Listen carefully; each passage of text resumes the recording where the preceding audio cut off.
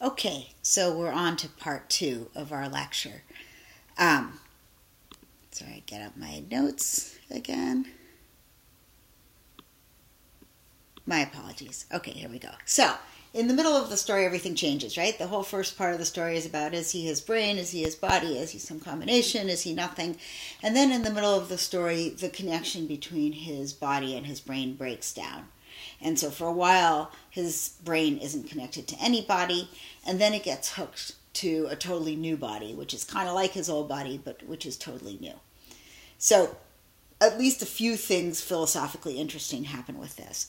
One is, at the moment that he loses that, well, let me not beg the question by assuming where the he is, because that's the whole issue, right? I started to say he loses connection to his body, but that's to assume that he's the brain and not the body, which is exactly what we've been questioning. But in any case, at the moment that his brain and his body become disconnected from one another, something really interesting happens to those indexicals. Something really interesting happens to that point of view, right?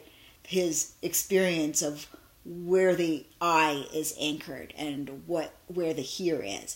Namely, when he loses the sensations that are coming from his body and is cut off, instantly his perspective shifts back from being where his body is to where his brain is.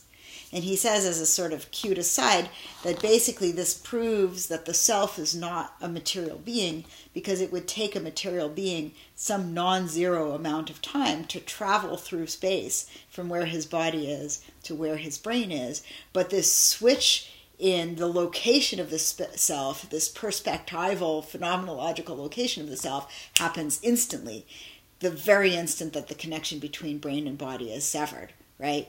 And at more than the speed of light, he puts it, right? Completely instantly, the experience seat of the self moves from his body to his brain. Hold on imaginatively to what he's saying, right? So when his body is out doing things and experiencing things, he is experiencing himself as saying, here I am on this mission, trying to find this radioactive material or where it is. How weird is it that my brain is back in the lab?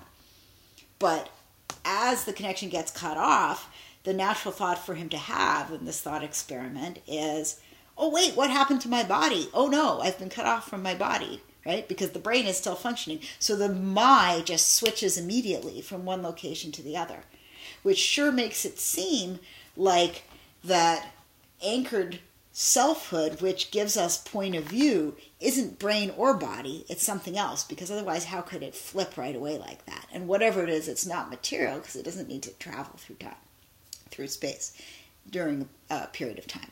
Okay. So there's that point, and then he moves on from there, and he says, okay, he wakes up with a new body.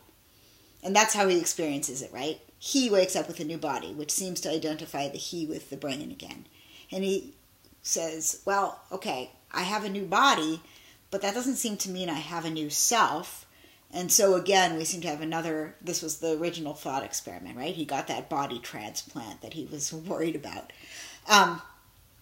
So now the selfhood isn't traveling with the body anymore. But now we have a new issue, which is, if your body changes, does that change who you are? He says no. Right? He says, even if my body, so putting aside the weird science fiction case of literally having your brain hooked to a new body, back up and think about a more everyday case. If your body undergoes radical changes, does that make you not the same person anymore, right? I mean, your body is going to undergo radical changes. You go from a tiny infant who can't walk, and then you grow and you age and you gain new capacities and you become larger, and then over time you really age and you become more decrepit again, and so on. You might, over the course of your life, gain a great deal of weight or lose a great deal of weight or become disabled or stop being disabled. So your body might change in its shape, its looks, its capacities, all these things.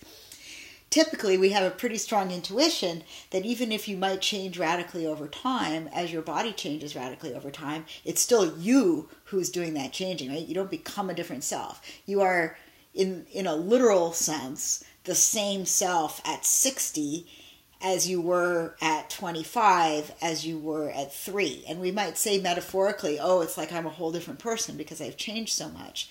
But we don't literally think that, because otherwise we couldn't say sentences like, when I was 3 or when I turned 60, right? Those kinds of statements, those I statements that presume a continuity of the self over the course of the life, don't make sense if radical changes in bodies go with radical changes in selves, right?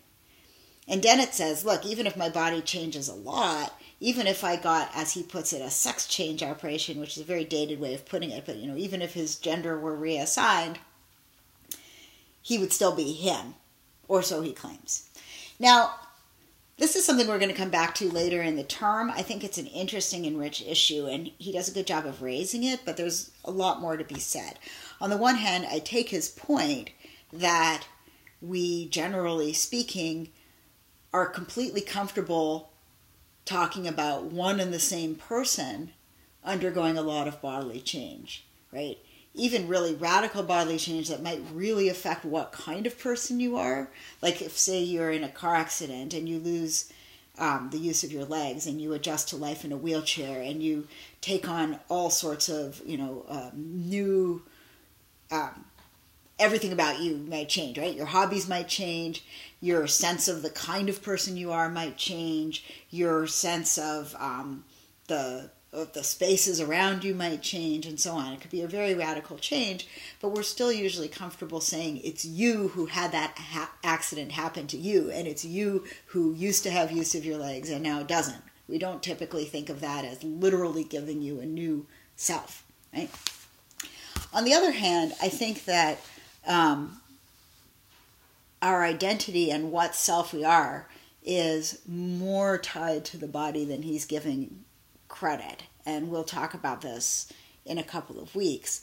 But while it might be true that we don't typically think of somebody as literally becoming a different self if their body changes, I do think that our experience of which particular self we are, what kind of self we are, is really deeply shaped by things like our basic size, our experienced gender both to us and to other people, our experienced race both to us and other people. These things go pretty deep into individuating what self we are, and it does seem like at a certain point, if the change in the body is radical enough, we might want to say that it's just a convention that we call it the same self, that we've really become a different self.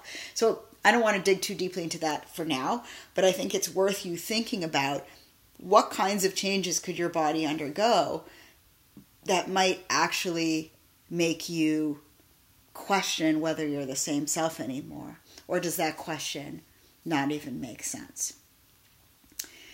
Egan, I think this is probably the only thing I'll say about Egan for today. Egan raises a version of this which I think is interesting.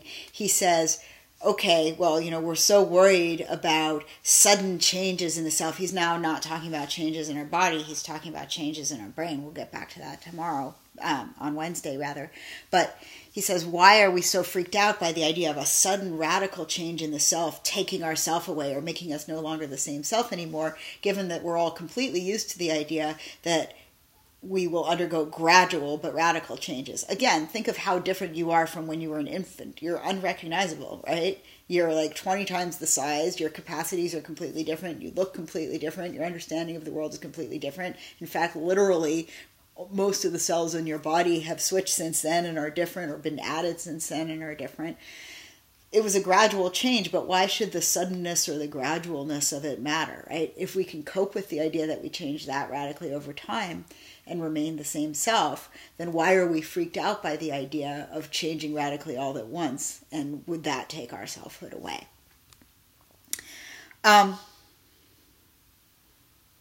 Okay. Last big shift in the story that I want to talk about today. Towards the end of the story, if you remember, it turns out that not only has his brain, Dennett's brain, back to Dennett now, not only has Dennett's brain been hooked to a new body, but there's a duplicate brain that's not made of flesh. It's an artificial brain that has been designed to be absolutely identical in its functioning to Dennett's original brain, right? It's a perfect simulation. They've built it so that they guarantee that at each moment it will think and will and do exactly the same thing that Dennett's original brain, think and will and do. And in fact, when he switches back and forth between which brain is controlling the show, he can't even tell the difference, right? Until the very end of the story. We'll get back to that on Wednesday, right?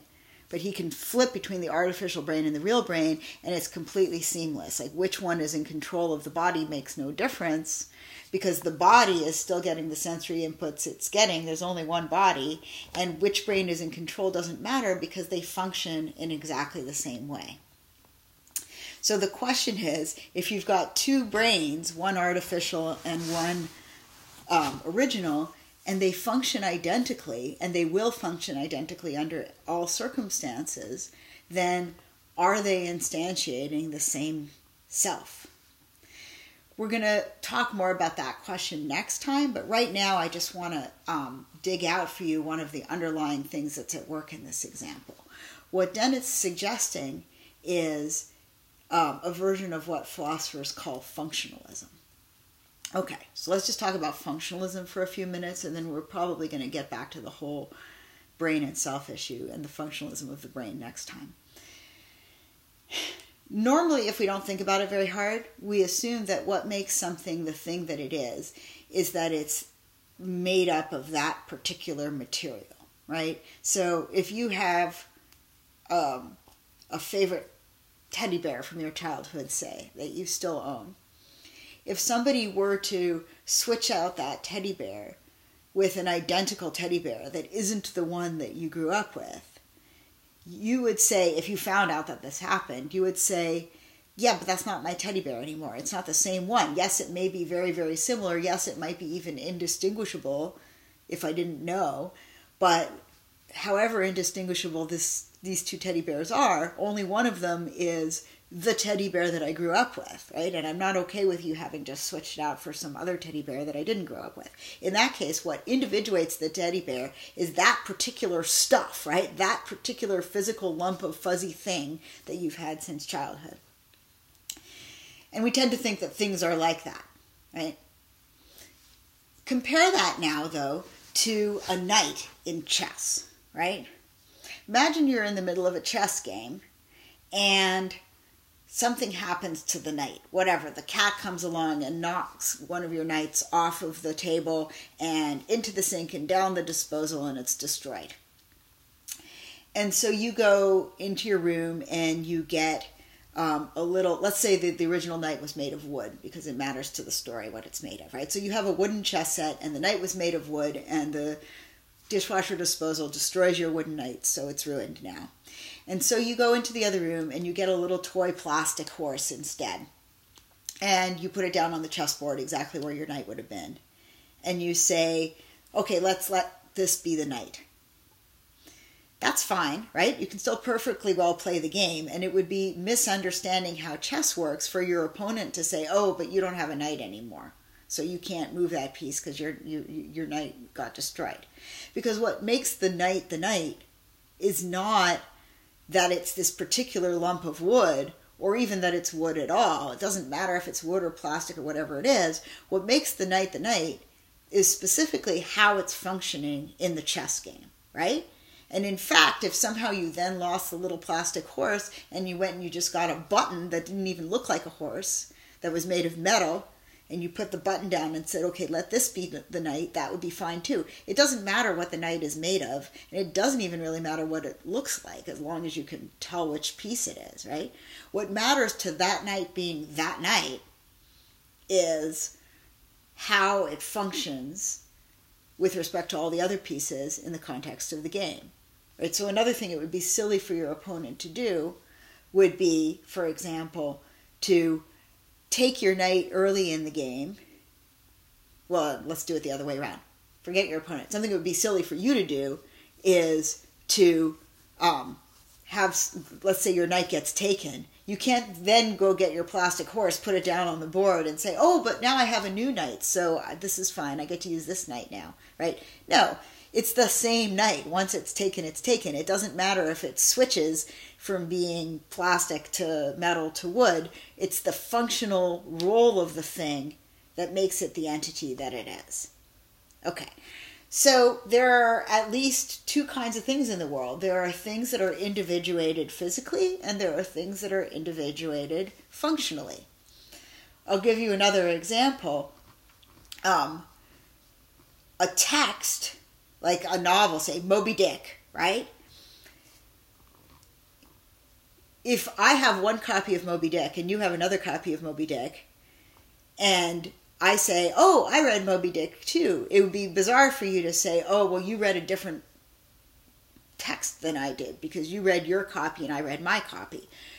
The thing Moby Dick is the text, whichever pages or computer screens it happens to be instantiated on, right? What makes Moby Dick Moby Dick is the abstract fact of what words it contains in what order, not which particular physical object it's instantiated in. And I can start Moby Dick on my computer and then switch in the middle to reading it in a hard copy book, and I haven't started reading a different text. It's one and the same text. It's just instantiated or realized in different physical objects, right? Because it functions exactly the same. Its functional structure as a piece of language is identical. So texts, like chess pieces, are functionally defined, right?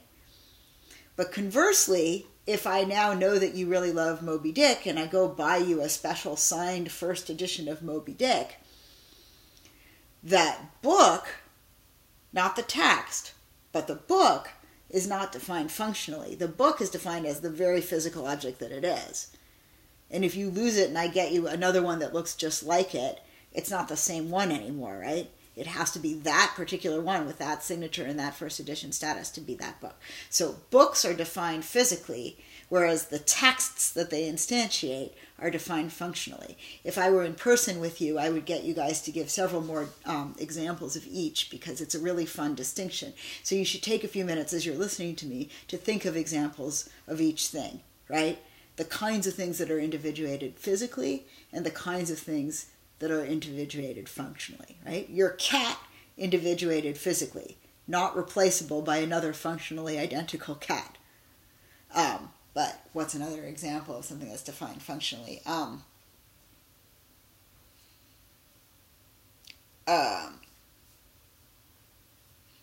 Software is defined functionally, right? So if I download some software, then it gets corrupted and I re-download it, it's the same software that I have downloaded, the same program, the software itself, the same program that I've downloaded. So let me put that more clearly. Computer programs are defined functionally, right? Not physically. Okay. So now, back to the Dennett. The question is, are selves functionally defined entities, or are they more like physically defined entities? If you have something that functions absolutely identically to the self, that at every moment will function, well, no, I'm sorry, it's hard to keep going when you're just talking to a screen and there isn't any feedback, and over time I feel myself becoming less coherent, which is good because I'm almost done. But in any case, let me make that last point again. If you think that the self is functionally defined, then you don't think it matters what the self is made of. What you think is that it matters how the self functions, right?